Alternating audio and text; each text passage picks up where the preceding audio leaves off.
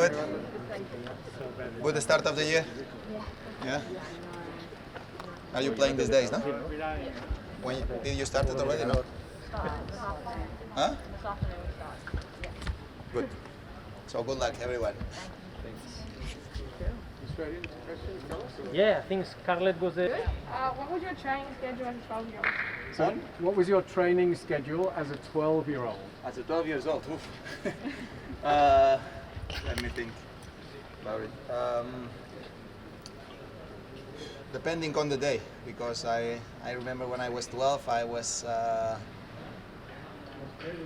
practicing in different places in my island in Mallorca. So I went through the Balearic government tennis center. So I think it was 2 afternoons there. But then my schedule on the school was 9 to 12 and 3 to 5. So I was practicing tennis 12:15 to 2 and sometimes 7 to 8:30 because I was playing football too. I had football a couple of days from 5:30 to 6:45. So having a very busy schedule, but remains some time to study a little bit. Fantastic, thank you. As a junior, what was your best way you found to control your emotions and remain determined when you were in a tough match? Well, you can practice everything. I mean, if you have the control of your emotions when you practice, if you get used to be under good self-control when you are practicing, then on the matches is a little bit less difficult, no? Even if the matches sometimes are more important and can be more frustrating. It's about, allow yourself to have mistakes, because everybody have mistakes, no? So for me, it's about be humble enough to accept the mistakes and just keep going, no? Tennis is in a sport that anything can happen till the end, because the way that the score is going, you need to be ready to find solutions till the end, because always there is a chance. And if you are frustrated or if you are not able to control your emotions, then everything is impossible. What's your number one tip for coming back from injury? Number one? Tip for coming back from injury? Well, it's first of all, it's about be passionate enough to listen the doctors, you know, and follow what they say. And then depending on the injuries, no, but I think the toughest injuries are the ones that you don't know when you're gonna recover, no? Because when you, I don't know, I had a couple of injuries because when you turn your ankle or something like this that you know going to be 1 month, then you have a schedule planned, you know. So everything is a little bit less difficult because you do this week I do this, the second week I do the other thing, and the third week the other thing. The toughest ones are the ones that when you have pain everywhere and you are not able to see an improvement or to find a solution, and you don't have a schedule, then it's tougher, no? It's more frustrating, and the only tip that I can tell you about my experience is just stay positive, keep working hard every day with the right attitude, because even if you don't see an improvement at the medium long term, the things are getting better, no? And makes a big difference if when the things are getting better you are fit and you have a good work capacity, than if you are with negative attitude, then the comeback is much more difficult. How much training in match play do you recommend per week for us to have the potential of reaching your level as a tennis player? Can you repeat that a little bit higher? So how much training and match play do you recommend for these younger people to get the potential of reaching your level? I don't know. I think it's impossible answer, no? I mean, there is no two human persons equal, no. So I think everyone needs to find their own way. And in some way, I think it's important to not to try to not compare with me or with Novak or with Roger, no, or even with Sasha or Daniel, because if your goal is this one, you can be very frustrating.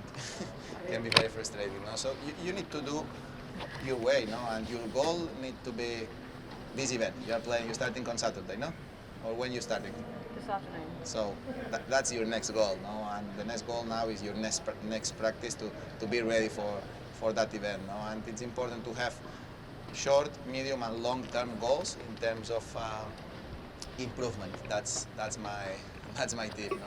It's important to work always with a goal to improve something. No? And my advice is just go on court every day with the idea to be a better player. No? So with the concentration and with the passion to improve something in your game. Did you ever struggle with on-court anger or frustration as a 14-year-old, and any suggestions on how to cope with it? If I have been going through some frustration, As a younger player, as a 14-year-old? everybody, if not, everybody have doubts, everybody have frustrations, and everybody is making mistakes, no? And most important thing is about how you react after the frustration, after the mistakes, after the doubts, no? I mean, it's about keep going, no? And I don't gonna tell you that you need to be all the time positive, and because it's impossible. It's important to understand that sometimes you're gonna be a little bit lower in terms of your emotions, in terms of your energy, but it's all about how you're gonna be able to react after that, no, and to learn about all these things, no, and understand at the end that try to do the things that really gonna help you to be ready for what's coming, no, ready to be a better player, no. So it's difficult in terms of words because it's something that you need to experience by yourself. But I just gonna tell you one thing, no, it's more about how you learn after the bad decisions than what I can tell you or about anybody can tell you. No, you need to listen your coaches, your family, because they are older, they have more experience on everything.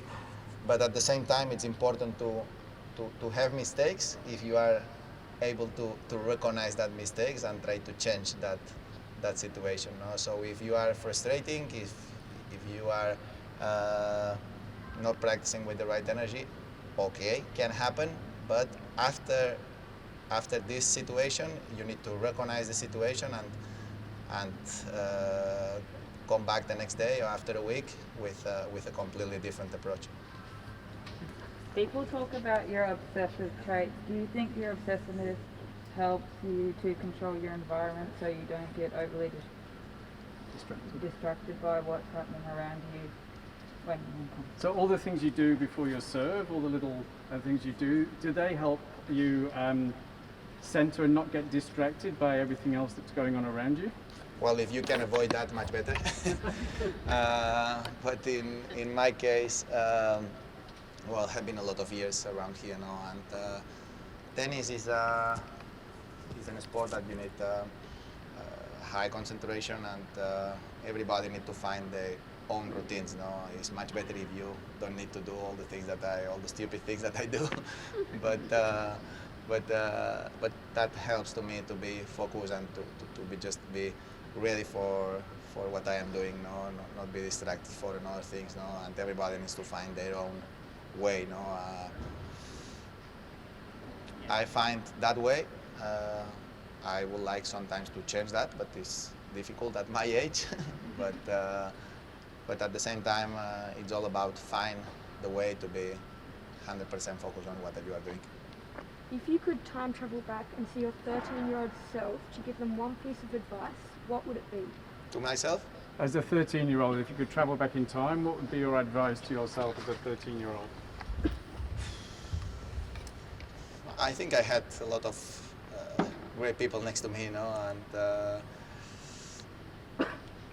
I think I did one very important and positive thing when I was a kid and still today is listen, you know, listen and be ready to follow the instructions of the people next to me, you know, that they want the best for me, you know. So I never considered myself smart enough to just do what I really think I have to do. So it's about talking with the people that really loves you, really wants the best for you, and try to follow the instructions, no? And it's something that I did, but in my case, I don't know, I make mistakes, yes, but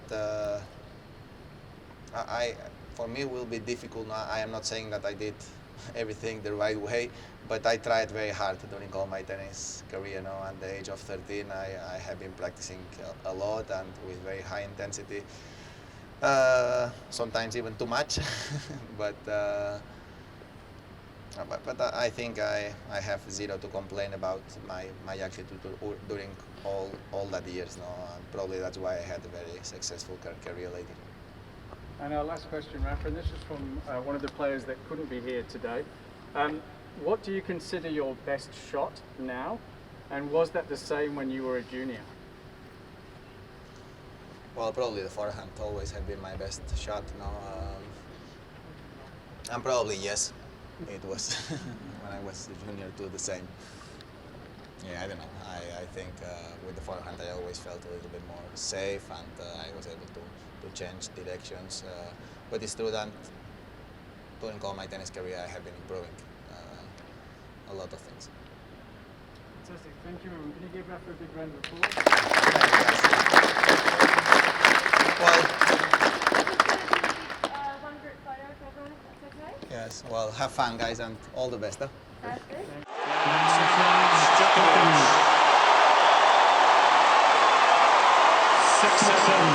7-6, 6-3, 6-2.